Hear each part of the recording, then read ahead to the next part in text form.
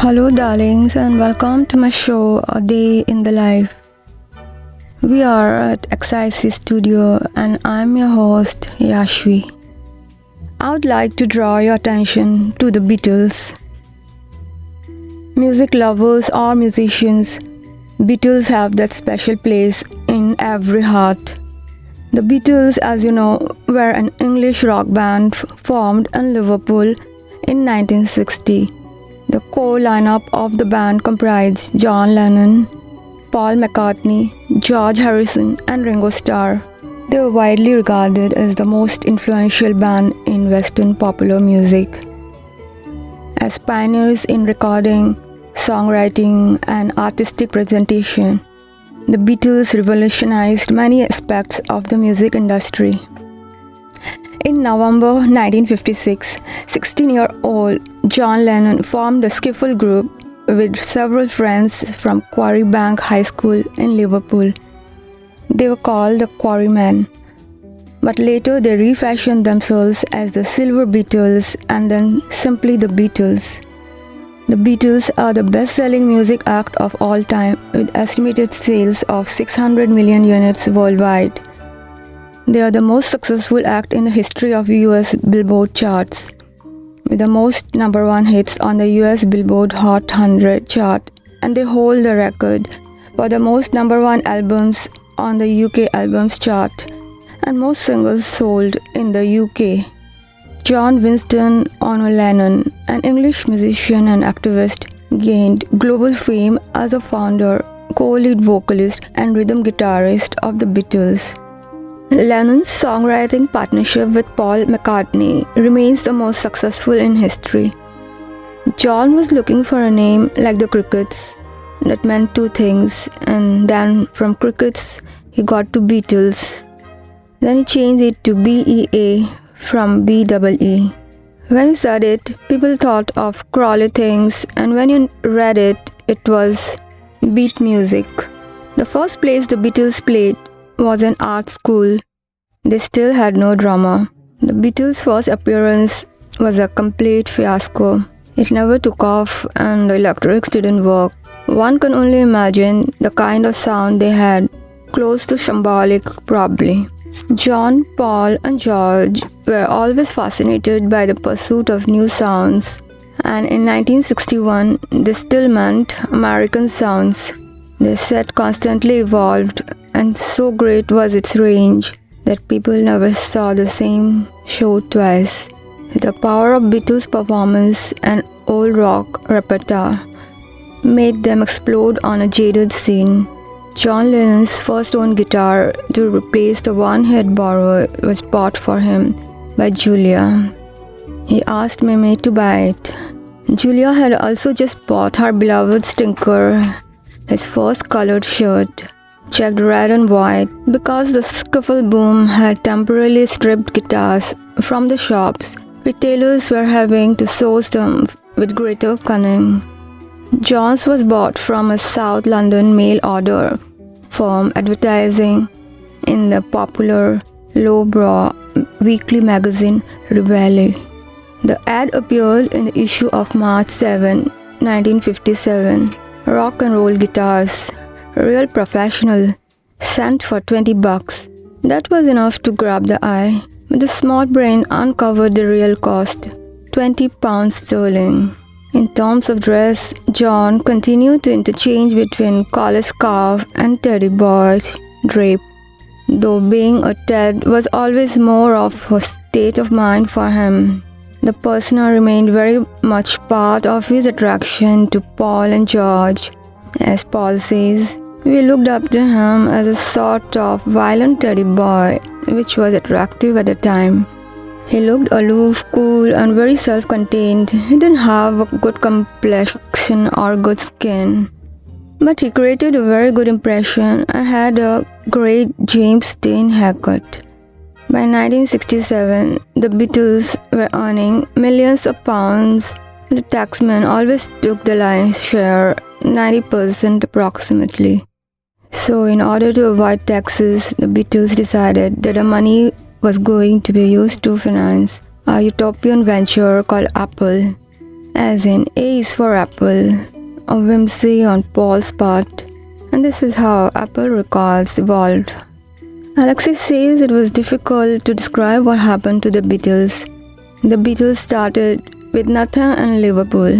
Soon they had everything in the world. The Beatles were going too fast.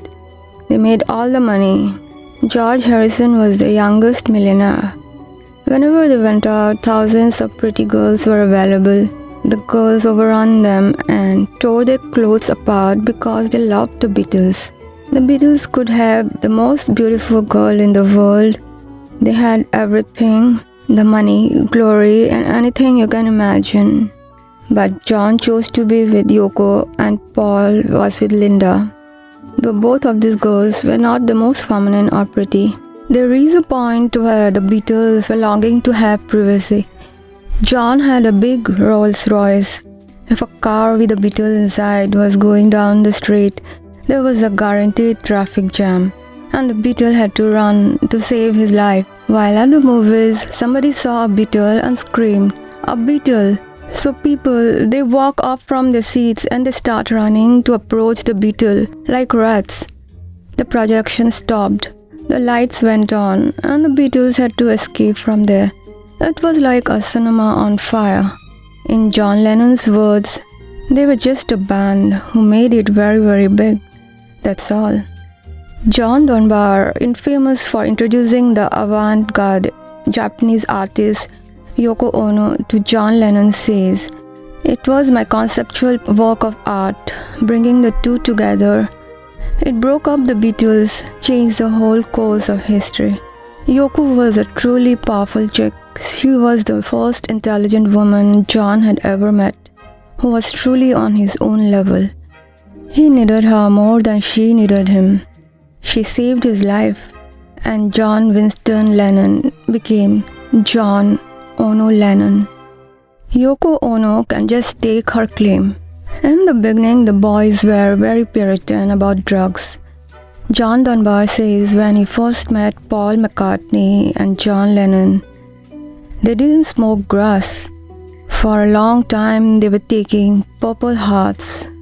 As George Harrison puts it, LSD was such a violent, big experience. It seemed to have speeded up the process of perception. Normally, something which might take a number of years of experience happened after 10 hours of LSD. You didn't have to question whether it was or it wasn't, it just was. And that's the sort of realization I had on my first acid trip. It was a transcendental experience beyond the mind. When acid came, it just showed that love is a power that is binding everything together. And it is an incredible power. The experience of the Beatles in Manila, the summer of 1966, is of special significance because it greatly contributed to their decision to stop touring. When the plane landed in Manila, the door opened, a staircase was rolled up, and a man in uniform came aboard, demanding the Beatles to get off. The boys were being driven to a ramshackle cluster of buildings on Manila Bay, where there was a scrum of reporters waiting for them, shouting the same dumb questions at them. It was even more unnerving for them when they were hustled onto a boat called a Marima, which belonged to Manila Broadcasting Company. The dissolution of Beatles Inc. wasn't formalized until December 29, 1974. They had reached the toppermost of the poppermost and managed to push even higher. It couldn't get bigger than that. As Neil Aspinall put it, "The ball game's over, thank you very much, and do something else." But oh darlings, stay put because we shall resume after this short POC session.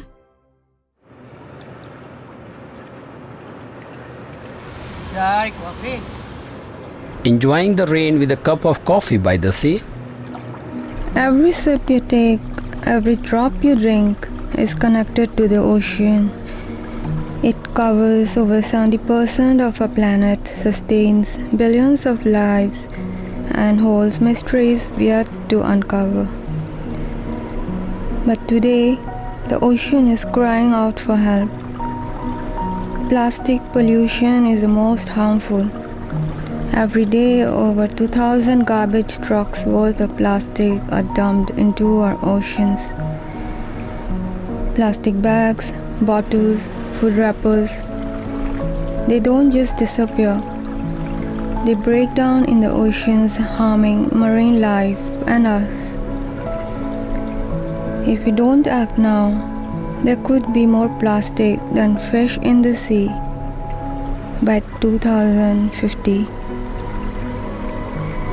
The ocean has given us life, beauty, and wonder. Now it's our turn to give back.